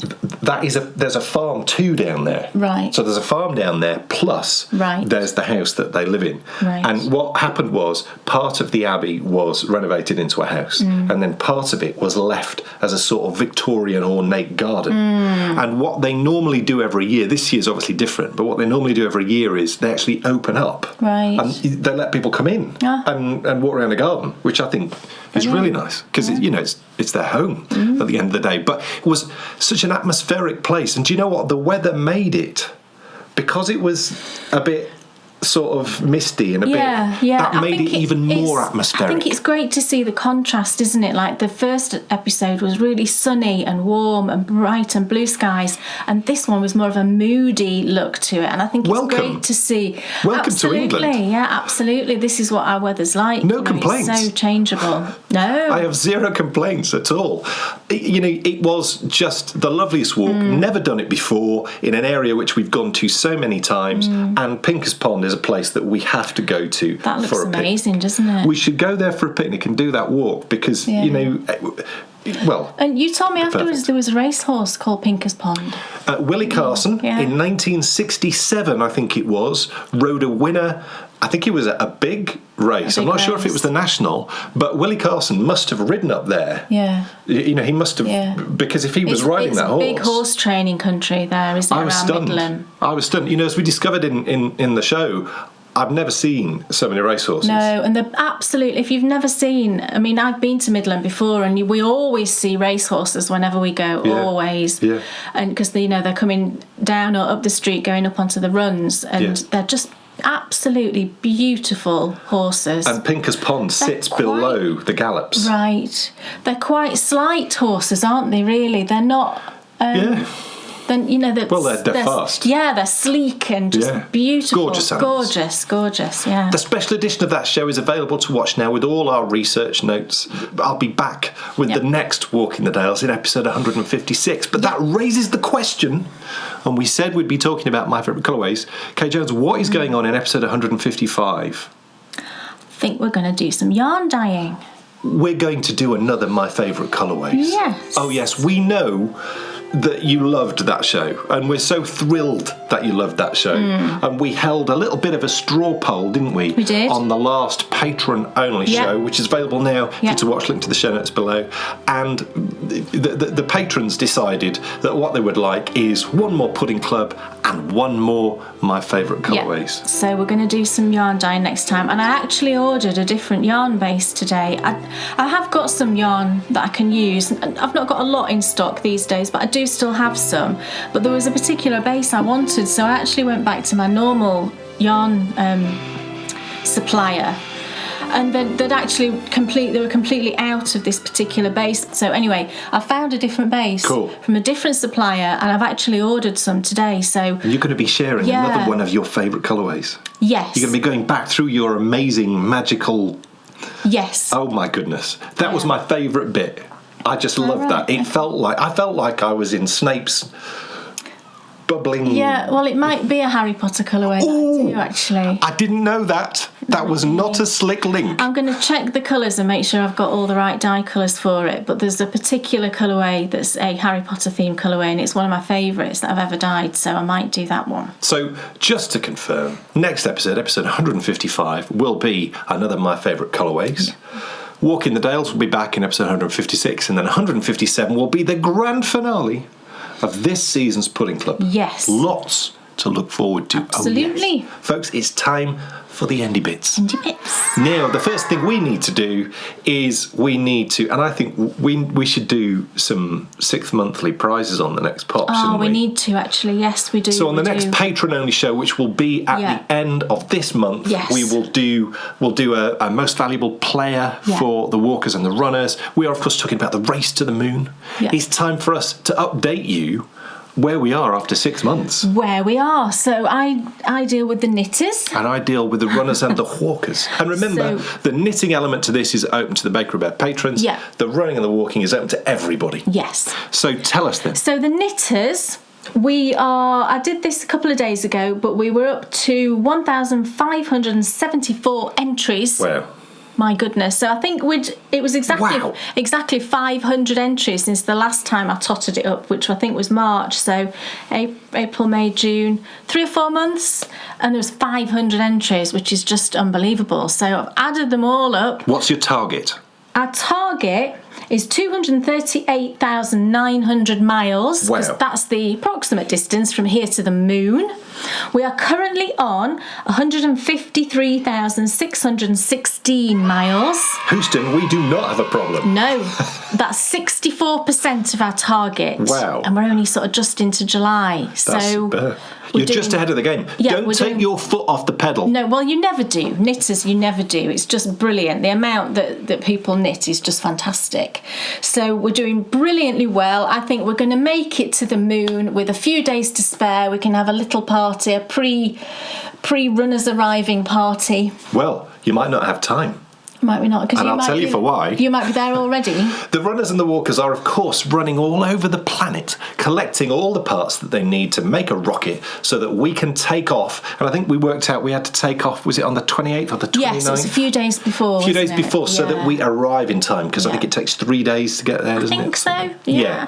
So our target is 27,000 miles for the year, and that is way above any activity we've ever done before, because we've done this every year for the last few years, and we've never had a target so large. No. So, where were we at 6 months? I shall tell you.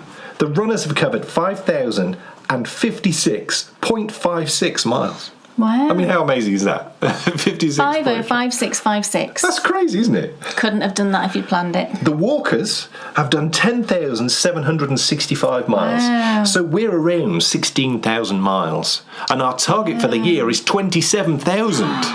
So I have a feeling that we're both going to make it before the end of the year then. Well, we are, but we cannot take... Look, what figure can we get to? I think, let's be blunt here, it would be a travesty if we didn't smash 30,000. 30, yeah. We've got to go for 30,000. So you're up in the game to 30? Well, I think we should, because at 6 months... We're at 16, so, yeah. You know, unless we really tail off. You know, look... Let's just see how we go, because this is a weird year, isn't it? It is, that's true, and who knows what's going to happen. 27 is our, that's our target. But if we can smash 30, what a just amazing, superb way to kick off 2021. That sounds funny saying that.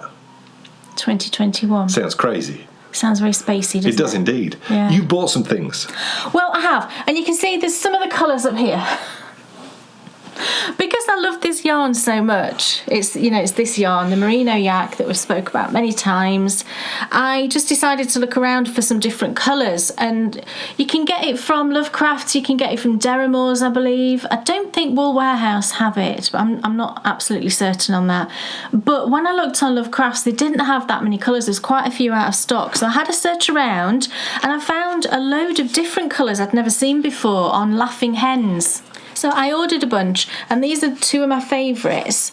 This colour. Beautiful. Oh my goodness, I love this colour. Makes me think of Scotland, I don't know why. Yeah, it's like a limey green, isn't it? It's gorgeous. It's called Grass Green, I believe. It's number 07516, and on the website it said Grass Green. I'm not sure if that's the actual... It must be the colour, but it's just that previously the other ones have been in different languages. And then this blue. Gorgeous. And I think this one was called Marine Blue. Nice. And this one is 07518. But aren't they just gorgeous, those two together? I love this. I'm going to make socks for Dan out of this one. I think it's just so lovely. And it's a gorgeous plump yarn. You get 400 metres per 100 grams. It's classified. I saw it classified. I can't remember if it was on the Yarn Sub place or if it was on Ravelry, but it was classified as a 4-ply stroke sport. I don't know if I'd call it a sport. I'd call it just a lovely plump 4-ply. What? It's nothing, it just sounds funny. But I think you probably could knit it to a sport weight gauge. It's just that you do get 400 metres for 100 grams, which is a typical fingering weight yarn, isn't it? But it's gorgeously just, it's lovely. I love it. Oh, I think if I had to knit, it's one of those yarns that, if you had to only knit with one yarn, then, this would be a contender, because it's just so lovely to knit with. So, yeah, gorgeous. Can't wait to see what they become. Yes. The latest issue of Knitability is now out. There's an amazing interview with Deb Gillanders from Propaganzy and Ted Knits UK, and we've also got articles from Nicola Nicholson and Aurora Cowles. Our second Knitty U course finishes this week. Oh no, it's next week. Yeah, our second Knitty U course finishes next week, and then I think we've got about a week or two's leeway with other things going out, and then that's when the third one starts. And the Bakery Bears radio show is back next week. We recorded one. We got out. Haven't been able to record one since April. No. But yes, we got out. We did. We're talking many things, but tune in for some serious einkorn wheat talk. Oh, yes. Oh, yes, it's very exciting. Yes, it's kind of like a little catch-up episode, Absolutely, isn't it? Before we catch-up get episode. back into the sort of topic-type episodes. Well, we sort of were on topic there a little bit. Were we? Because we spoke at length about einkorn bread. We did. Which was fun. Don't miss it. Yeah. And then the episode after that, I'm really looking forward to because it's entitled The Truth of Tutankhamun. Oh, yes. Kayle's once again been immersing herself in Egyptian mythology. Well, it's not mythology, it's fact. No, it's not mythology. It's no. the truth. There's just lots of theories about Tutankhamun, isn't there? How he died, why he was buried, how he was buried, all those kinds of things. We know you loved our first Egypt episode. That is the episode where we had serious sound issues. Oh, yeah. So this time we're coming back with more Egyptian talk and there won't be any sound issues. And we will of course see you in 2 weeks for episode 155 and the triumphant return of My Favourite Colourways. Yes. But before you go, I must remind you of your question. Do we have to do that? Because we've remembered his name. So Yes, we did. it is either Grant, Muldoon or Woody. Please answer in the comments below. Yeah. Thank you so much for watching, and we'll see you in 2 weeks. Thanks, everybody. For more. See you soon. Bye. Bye. Sitting and knitting, it's Dan and Kay, the bakery prayers. Enthusiasm's not quitting for Dan and Kay, the bakery prayers. They'll take you to fabulous places of which their favorites they'll share.